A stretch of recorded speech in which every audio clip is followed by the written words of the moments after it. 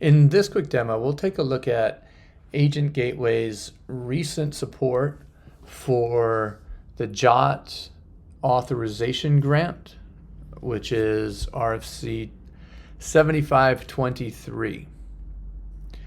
And so this is a type of OAuth grant that basically takes an assertion, a JWT assertion in this case, and hands that to the IDP, and through a ahead of time setup where you tell the IDP to trust assertions that come from a particular trusted authorization server or identity provider or issuer, really, it doesn't matter, and that if you show up with this type of assertion, then the identity provider through this RFC 7523 knows how to issue an access token.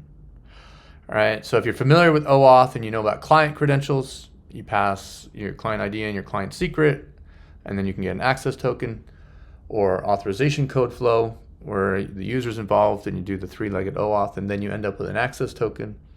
It's the same thing, except you present a JWT assertion and then you get an access token. Now, just like with RFC 8693, which is the OAuth token exchange spec, we work with clients that they would prefer to push this mechanical exchange into the infrastructure, into a gateway, so that each client doesn't have to implement this or even know about this, understand these flows, and so on. Now you can, but what I'm going to show you here is how Agentgateway implements that for you transparently. So the first thing we're going to do is we're going to start up a Keycloak server, so I'm using Keycloak for this example, but it's not tied to Keycloak, right? Any authorization server that accepts these types of assertions can do this, and Agentgateway can integrate with that.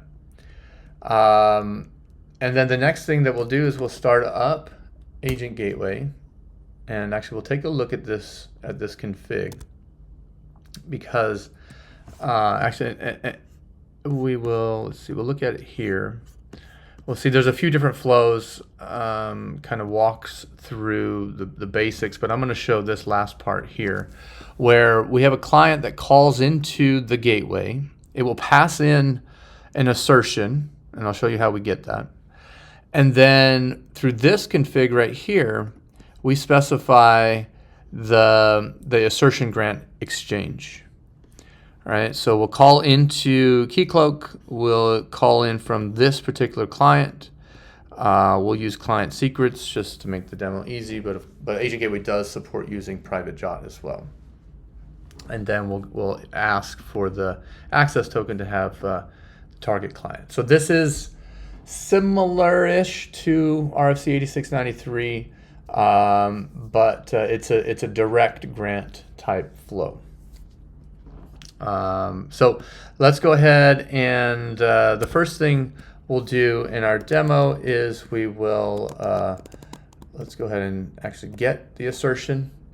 So we'll call into Keycloak on a particular realm. You'll see here, and actually I'll go to Keycloak in a second and we'll take a look at this. On a particular realm, we'll get an access token. We'll take a look at that access token.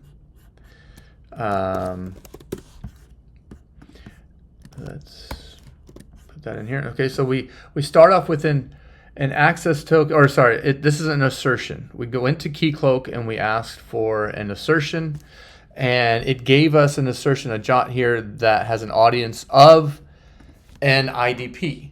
In this case, the realm's actually different than the issuer. We see we have two realms. We have the IDP and we have a backend OAuth realm.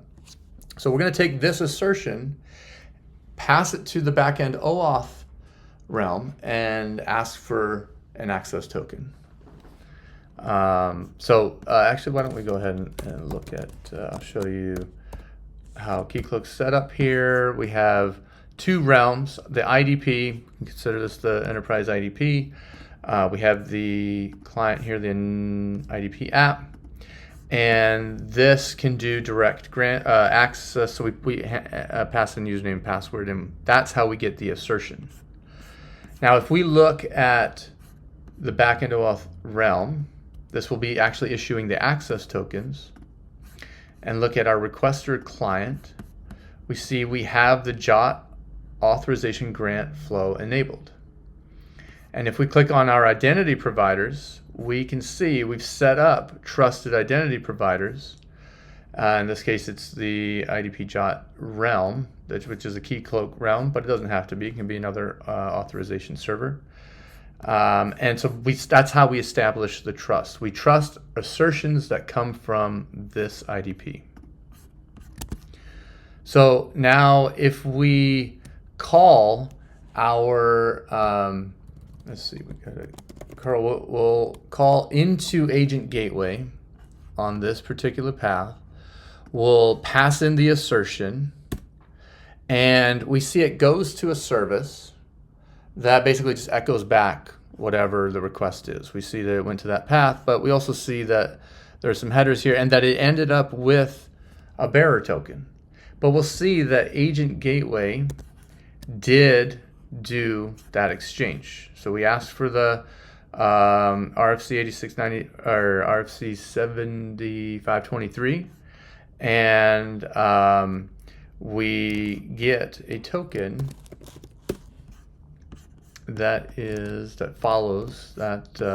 This ends up being an access token with the issuer coming from our backend OAuth. And you can see this is not the same token that the client sent in.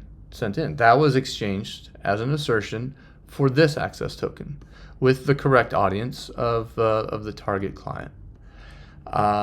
So if you're interested, I recommend you take a look at what your IDPs support and using how this will fit into your authorization flows.